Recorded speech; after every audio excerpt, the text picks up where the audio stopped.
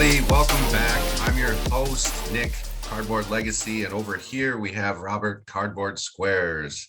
On today's episode, we've got some pretty fun things to go through. We've got our draft wrap-up from the NFL draft. We've got May card releases, and we're going to dive really deep into that today. And then I want to do a shout out to the audience. We're going to do an Ask the Audience feature. We'll talk a little bit more about that when it comes up. Also, the results of my 3,000 follower giveaway are in a previous video, and we'll cover that a bit too. And then we've got some NBA playoff action updates for you. So first topic for today, the wrap up of the NFL draft. Robert, this draft was kind of snooze worthy, but kind of not at the same regard. We set some records. You and I had some bold predictions that came true. What's going on? Like I said, like we were talking off camera, I just got to say congratulations on calling the fact that there was going to be the most trades ever in a draft, and there most certainly was. I think it happened by the third round too, which was even more crazy. We'll let you slide in there won't be a quarterback in the top 20 because number 20, I think, counts for that. And I think that was more nostalgia for Pittsburgh just in itself. I mean, is that a real move for them? I think it is. I think Pickett's one of those guys that, yes, this year wasn't full of all these high talented quarterbacks, but let's look at I forget who it was that put out a factoid that in the Hall of Fame, there are more undrafted players than first-round picks, second-round picks, third-round picks, and fourth-round picks combined. Holy snap. That's real? Yes. So you have to look at the fact of, like this guy was talking, it doesn't matter where you start, it's where you finish. And that's why we're seeing a lot of undrafted guys getting picked up even after the draft. But it's a situation for Pickett where it's just to go from a college team to a pro team in the hometown or in the same town, same stadium. You know, it's one of those situations where he's just going down the different side of the street. I mean, a huge moment for him. We can't take that away. My biggest surprise was Hutchinson not going first overall. Yeah, everybody had him mock drafting number one, but you know, it was down to what Jacksonville thought they needed the best, right? And it's just one of those interesting moments where it doesn't go where anybody thought it did, but they still didn't do bad. No, I mean, I don't really think any team did terribly. I mean, I was even happy with my Dolphins, even though they only had 4 picks total this year because we're great at giving away our trade equity. But yeah, let's keep going with that, Miami. Good job. But it was, I think, for what was out there, it was very good pickups. It was nice to see some of these smaller schools finally getting recognition locally to me, which I recently just found out because I wasn't staying on top of the draft 100%, watching the recaps, caught up later. But I guess there was a guy from UT Tennessee, some small school that got drafted pretty early, which was one of the first and earliest draft picks for that school. Nice. But seeing a lot of guys come from these smaller schools that are just going places, and it just shows you how deep the pool of athletes are getting across the board. I mean, we got people scouting kids that are 12 and 13 years old now for football, and it's just insane. Well, and you know, I heard some commentary too, you know, and especially about like wide receivers this year, right?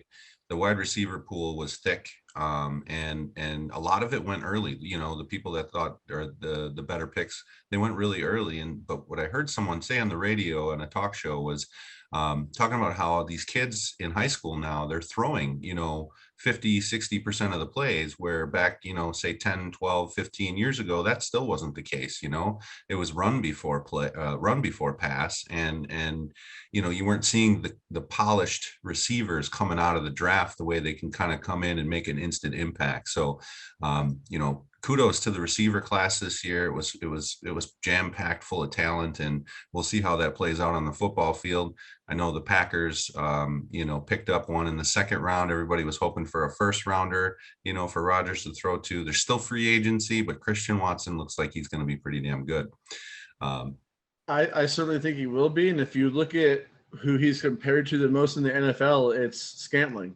Sure. So to get someone on the team that is looked at the same way as what your number one wide receiver is now, it's going to be very good to have someone that has a very similar route running skill set and everything else. I think that'll make it easier for Rodgers. But I mean, talking about wide receivers, let's talk about probably the moment of the draft, AJ Brown going to Philly. Right. I mean, that's huge. I kind of understand why Tennessee did it, but at the same time, I don't feel as though they're in a complete rebuild, but it seems like they might be going towards that after this year. Sure. So it's like that weird purgatory because all they did was replace him with a younger, cheaper version that's not as fast. Sure. Yeah.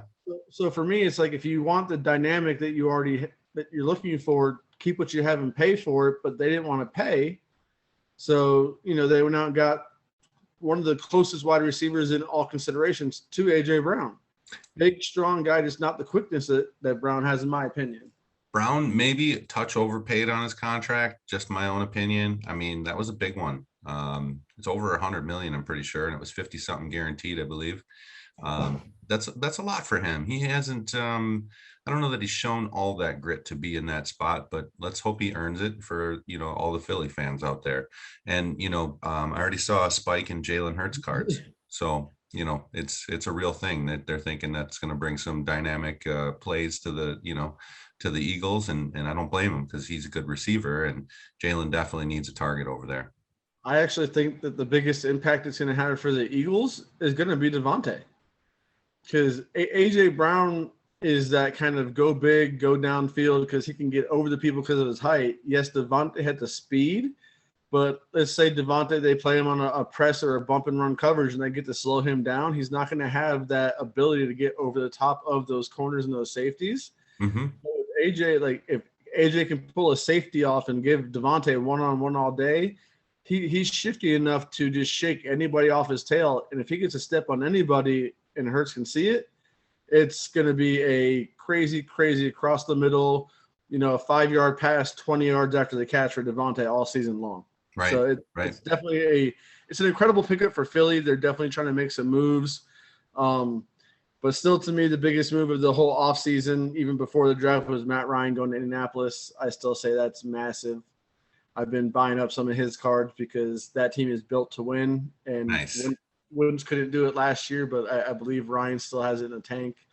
But it was an interesting draft. There were some good moments this year. Like one of my favorite moments of the draft was the Make-A-Wish. Allowing a kid to come up there and get a draft pick in. Like that's incredible for that kind of situation. But it just also seems they're making the draft more of a show. More entertainment. Yeah, I saw Aaron Jones come out in his big sombrero, and there was a lot of cool things going on, I guess, and I didn't watch any of it live, but there's a lot of guest speakers, a lot of guests coming up and doing the picks and stuff, and it's crazy to look at it how it's changed from when it used to be okay, let's try to get this done as fast as possible, and now it's it's 2-3 day process and then going back through it and everything else. It's crazy to see. It's becoming more of an entertainment service than an actual draft, in my opinion. Yeah.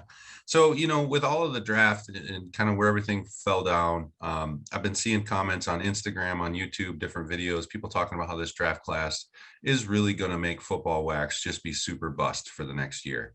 And, we covered this a little bit in the pre-draft, we talked about it a touch. And I really just want to remind everybody, Tom Brady came out of the 6th round, guys.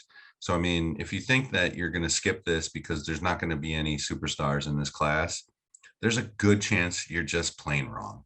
So, I would say, don't go nuts. You don't have to buy all up and think you're going to find some hidden treasure, but literally you're not going to lose out because you're buying it. I think there's going to be plenty of hits and plenty of good players come out of it. And even if one of these quarterbacks hits, I mean, imagine the mania, they're going to start at like $1 a card. You're going to have, some of these guys are going to be having cards sold for $15 that are like 99 RPAs and stuff like that. And eventually they're going to win a game or throw a 5 touchdown game, and there's going to be some hype, and they'll become a starter and move through life like that. So, I would say to all the naysayers, I think you're wrong. I think football wax is going to be just fine next year. So, and that's the thing is people are always going to buy like that. That's just the people who are looking into it for the flip mentality that are trying to profit the most off the secondary market. And if you're truly part of the hobby, like, yes, that's part of our game. That is what we do. But it's even like for me, I buy and sell purely so I can buy more wax. I will trade in my cards to my local card shop at 60, 70% comps all day, knowing that, okay, I might take a hit, but if I get to crack packs, that's what I enjoy the most. Right. That's where it is for me. And it's one of those situations where I might not have the time to go to a show, or I don't want to sit down and do all these listings on eBay and deal with shipping, this, that, the other. You got to take all that into consideration. I mean, Nick, you know all about that side of it. I It's do. time consuming, it's work, it's this, it's that. And depending on what you're trying to do, it's just, stay in your lane. If you guys don't think it's worth it, good. Let us get it at the regular price. That way it doesn't get jacked up on the secondary market because it gets gobbled up all the time. Yeah, secondary market's going to die next year for football wax in a way, I think. From the hype flippers, the secondary I market. I I almost want to say I hope so, just so that it's kind of readily available for everybody. But at the same time, I don't ever want to say that, these athletes and these cars that coming aren't going to be worth it. I just think Sure. it's going to be more of a test of time than it is. People have to realize we've been blessed the past couple of years across, I'd almost say every sport with the draft classes that we've had. Been You know, crazy. Absolutely. and it's just pure levels of talent. I mean, look in the playoffs of basketball right now of who's there and where they came from. I mean, it's been what 3 years, and you have people who were drafted 3 years ago starting for teams, leading teams, the Yep. number one team. So it's just one of those things where kind of look at history and it repeats itself. Just because your guy didn't go number one or number five doesn't mean that the guys at number 10 or number 12 or number 270, whatever, were, the greatest quarterback of all time was drafted, went, and look what his cards are worth. Right. So you never know. It's true. It's true. All right, let's move on to the next thing we got. This one's really fun topic. This is Robert's idea, and I really like it. We are going to talk about May's card releases. It is the 1st of May as we're recording this. There's no April May's Day or anything like that, or May's Fool's Day, but we're going to talk about the releases. We've got some surprises. We're going to talk a little bit about what you can expect from them. And we also want to gripe about some of the initial price points. So hear us out on this one. I'll start with the first one. I just want to announce it here. So it looks like on the 4th, in 3 days, we're going to be getting Bowman Baseball, and that's amazing. Bowman 2022 Baseball, $400 hobby box, and $780 to $850 for a jumbo. Let's hear your thoughts on that, buddy.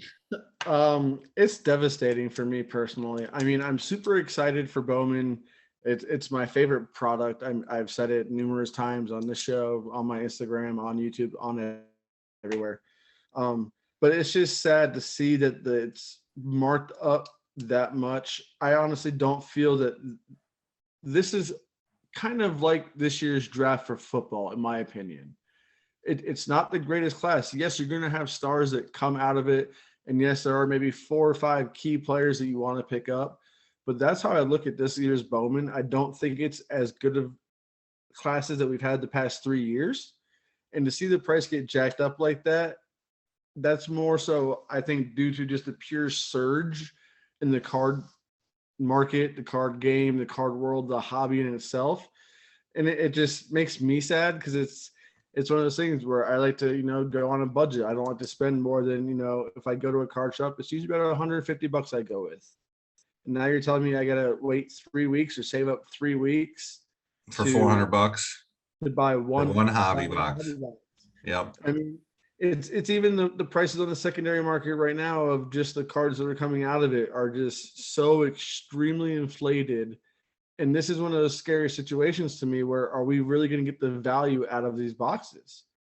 It's going to be very intriguing, but I think it hurts the regular folk. It hurts the son and dad that go into a shop and he wants to open up some cards with his kid. And, you're looking at a car payment. You're looking at, insurance and groceries for a month for a regular family just to open up some cards with your kid where, it shouldn't really ever be more than $250 on release day. I understand secondary market prices will go up, but $400 is just crazy for a hobby box. It's got a religious following though, the Bowman, and it, even 100%. though it's a paper product, it's a damn good paper product. You know what I mean? It's probably the premier in paper products. If I guess if I had to go that far, especially in terms of baseball, right? First Bowmans are always a huge deal. And we wouldn't be so mad, but you can still get a box of 2021 hobby Bowman for under 300. Yeah. So I mean, you got $100 premium on not as good yet of a draft class, and we already know Wander is a stud, and a lot of the guys that came out of last year's product. So take a look on the shelves for that, guys. Keep your eyes open for that one. Um, If you can it's find retail, buy it because the retail I've seen open has been crazy. All right, and then coming up on the 6th of May, we have Donruss UFC. Now, UFC is one of those things that is kind of splashing the market. It's going through the hypes and like the ebbs and flows. it is. Um, it's one of those things that when the product first came out, super hyped, and then kind of faded away a little bit, but still seems to linger there everywhere you go. Yeah, I mean, I think you're seeing the big timer cards. You're seeing the number to tens and the 101s and the autos. You're seeing those all over social media, but I don't think anybody really cares about the base card. And, unfortunately, I don't know if anybody's going to care about UFC Dunruss. True.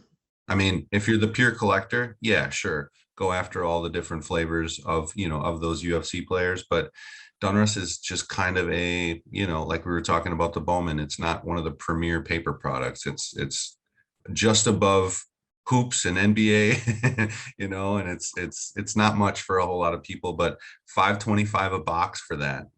That's it's hobby box, of course. You probably I don't know what the stats are on that, if they got autos littered in there or whatever the deal is, but Two autos. two autos per box, that's not so bad then. I mean, at least you're getting two, but dang, 525 a piece. I mean, I have a lot of other interest in other sports to not do that, right? It almost wants you to push you to buy singles. Let the whales that have the money open the boxes and then go after the singles. But then you go look at singles prices on eBay, and it's like, God, like my rainbow this year it's gonna take me 6 months to put together, Sure. and I'm not gonna have nearly as many as I did before. And I mean, there's the low end pieces selling for $600-700 right now. I'm like, Jesus, what is a 25 gonna be? What's a five gonna like? Oh. Ugly, ugly, ugly. All right, moving on to May 11th. This is a big day, a very big day. There are 3 huge products being released on May 11th. Robert, what are we getting? We're getting Select Football 21. Ooh, 21. Yeah, only 5 months into 2022, but we love that. We'll deal with it. Right. As we talked about last week, we had our Prism draft picks and Prism coming out.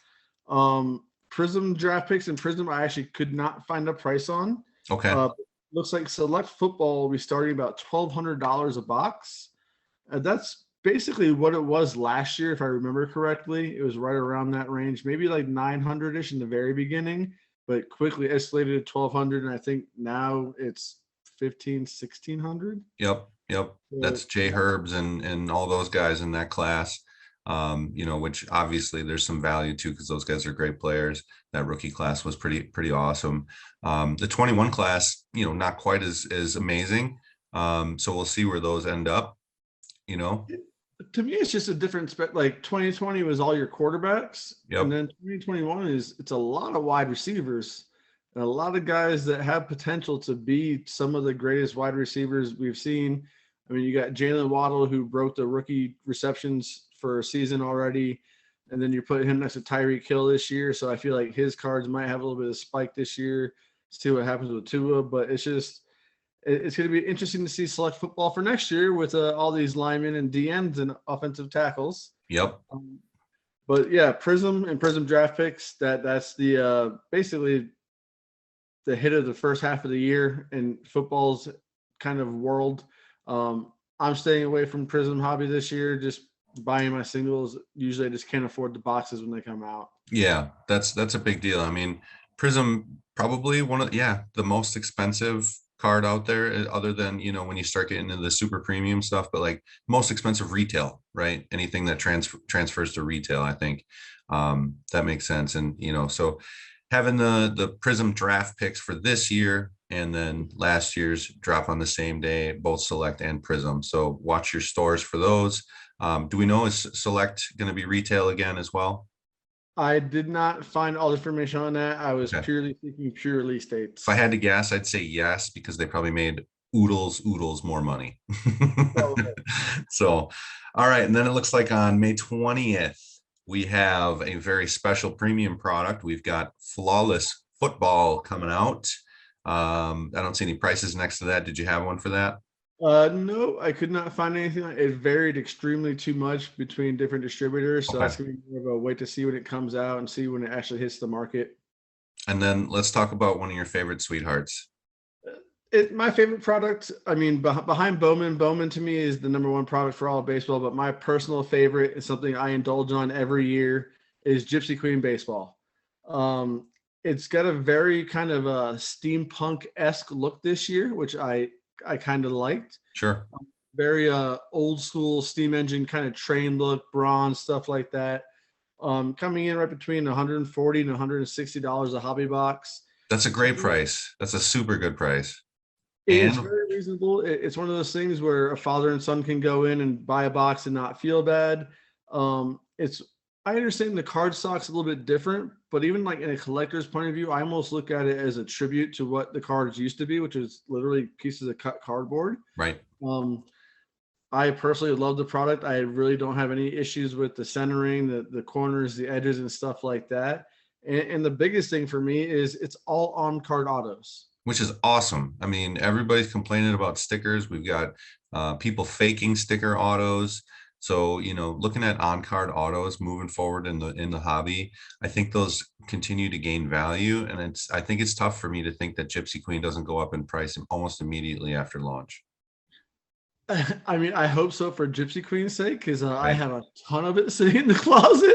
But but it's just one of those things where, for me, it's just the fun. Like they do little like knickknacks and quirks where they'll do a missing nameplate, or they'll do a letter or a font swap on a card, or they'll have a missing logo. So it's almost like a fun puzzle and game at the same time while you're opening cards, because you can't. It's not just like when you're opening a pack of Prism where you skip the first six, get to the first hollow, see what like you have to look at every single one of these cards because you don't know if it's a short print, you don't know if it's this, if it's that. So it just kind of adds more to the opening experience. That's kind of why I love it. Is it you could have a hobby box last 2-3 hours of opening if you inspect every card. So it's It's kind of fun. fun. Yeah. It definitely get your money's worth on a product like that. And again, those on-card autos are just something else. So cool. And then we have on May 25th.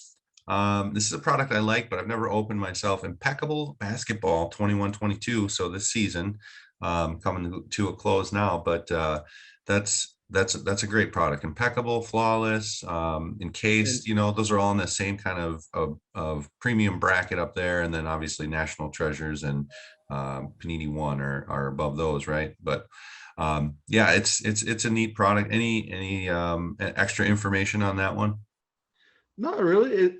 I just think that this if Impeccable keeps doing what they've done, and for me, I've always been an NT guy. I prefer NT over almost anything, but Impeccable's been stepping its game up a lot the past year. Um, as of right now, my most improved product has been Revolution Basketball. From Okay. last year's product to this year's product, I think the steps that they made were wonderful. You've seen Um, Revolution this year, this new mhm, basketball that just came out. I haven't yep. seen one yet, so I gotta do that myself. I still have some last year's on my shelf back here behind me. Yeah, and like I just think that the artwork and the design is the most improved, but Impeccable has been one of those cars that have been not necessarily trying to catch up in that high end realm. They just always been a little bit different. So I'm very, very excited to see what their artwork looks like and how the cards come out this year. And to me, they've always used a little bit different style of patches. And that's kind of been like the kind of pull towards me to Impeccable. So I kind of want to see where they go with that. Nice. Okay. And then also Select UFC. Now, I think this has a way bigger impact than Dunruss does. And I think people love Select in general. It's a premium card. It's like Prism. It's got more variations now, which is good or bad depending on who you talk to. But still, it's just a premium card, and they always look nice. And something about the way Select delivers UFC too. You look at a Select UFC card, and it just kind of hits different. You know what I mean? I think Select is just such an underrated product. The only issue with it is just the amount they're printing. I wish they would cut back on print runs across the board, but just like the massive jump that we've seen in the past 2 years with Select, and I think that's kind of why Select was such a good pull for people is because it was affordable, but it wasn't massively produced like it is now. I mean, I am not a very on-putting guy with non-licensed material, but even Select Baseball, Mm-hmm. like that's probably the best looking unlicensed stuff in my personal opinion. But it's just I love Select, and that's something I'll probably save up for because I definitely want to crack a hobby box to that. Awesome. Awesome. Well, good. So that wraps up May's releases. Any other notes on that from you, Robert? Otherwise, we'll move on. No, let's just see what gets pushed back and what gets moved because it's been almost 3 years now, just pure delays on every side of the ball. Well, the Prism and both the Prisms were already pushed. So hopefully those stick to their 11th date. All right, moving along. So we're gonna do a new thing this week, and really here's all it really is. It's very simple. We want to get you guys involved. So if you're watching this video right now and you have a question for Robert or myself, put it in the comments below. And we'll look at the comments. We read through these things every time. I try to like everybody's comment, and if we if we get enough questions, we'll do a whole segment where we have a Q&A basically for next week or one of the upcoming episodes. So we're going to try to sneak this into every episode. I think just a real short ask for you guys to put some questions down below, because we want to know what you want to hear about. Shout out to the gentleman or lady, I can't remember even who it was anymore, but they said they wanted us to talk about hockey.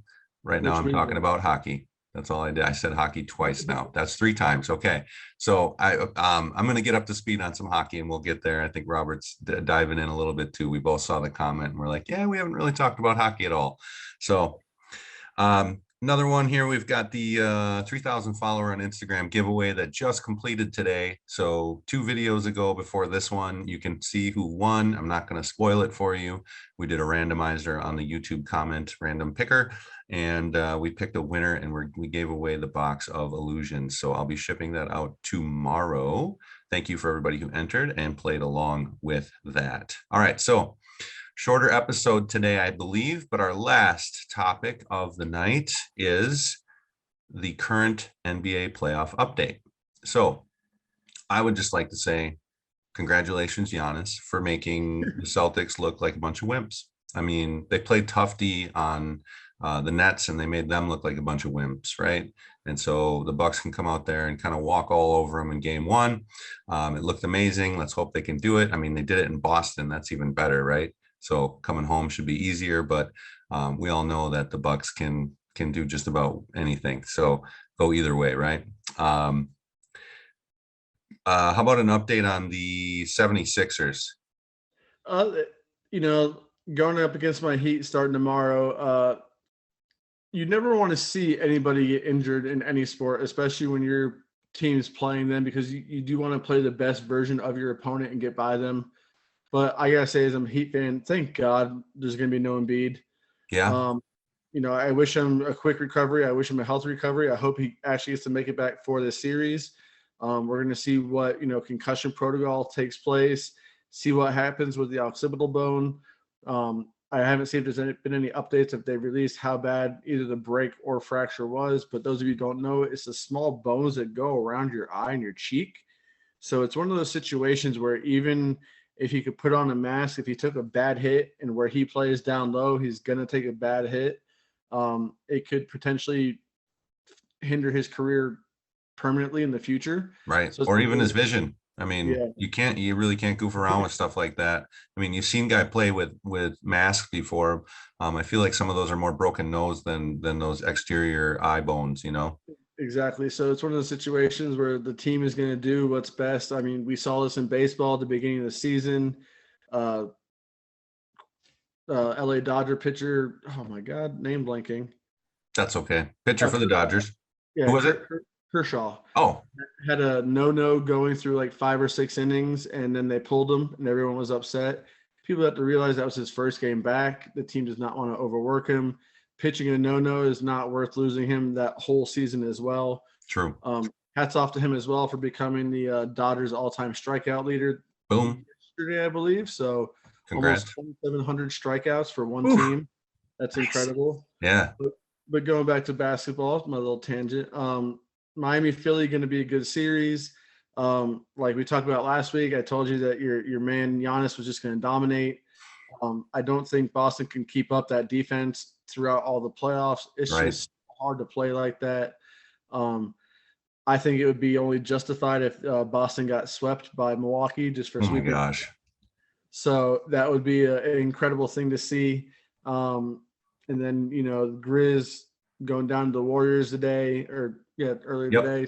One of those situations where, Jaw, coming down at the last minute, can't put it all together, but at the same time, he's going to make those moments. He's going to have those moments. Go back and look at Jordan's misses. Go back and look at LeBron's misses. Go back and look at Wade's misses, KD's misses. People will have that. It can't come down on him the whole time, every time. But the playoffs have been great. I'm excited tomorrow to see what happens. It scares me the most is going against Milwaukee in the Eastern Conference Finals. I do not look forward to that whatsoever. If that does turn out to be the case, Right. that scares me, and I don't want to have to hate you for 6 days. You won't hate me. You'll just hate my team, and that's okay because we don't, we're not the same person. But on the John Morant and the Golden State. I mean, Golden State's a team, right? They don't have any injuries. They have gel. They have cohesion. I mean, they always look like a playoff caliber team in the playoffs. It's hard for them not to. I don't care who they lose to. They lost to the Suns last year, right? But it's just they always look good. So it's just one of those things. But comparison Jordan stuff that you were saying, a lot of people don't even realize Jordan has been swept in the playoffs before. Yep. That's a true story. I mean, that maybe there's people who aren't old enough or just don't want to pay attention to the early part of Jordan being in the playoffs in his career. But, he obviously won every final series he was in, but it took a while for him to get there. And, we're witnessing the, kind of the rising up of some of these younger players like Ja and Jordan Poole and, Gary Payton too, doing exceptionally well in the current playoff series. So there's a lot going on with that. And really, I think if it's not Suns Bucks, it's Golden State Bucks in the finals. That's my prediction. So I'm going to put that out there for everybody. I know, man, you're a Heat guy, but it's somebody's got to win. Somebody's got to lose. It's just how it is. But in the case that potentially the 76ers would have had Embiid and then, maybe even beat the Heat. Series. Yeah, it would be a completely different thing. So, but anyway, I think that's all we've got for this episode, you guys. We're going to wrap up here. As always, please subscribe, whether you think we're good or we're bad. Tell your friends, okay? Just let everybody know about what you're listening to online, and please, just keep following along. We really appreciate it. Have a great week, everybody.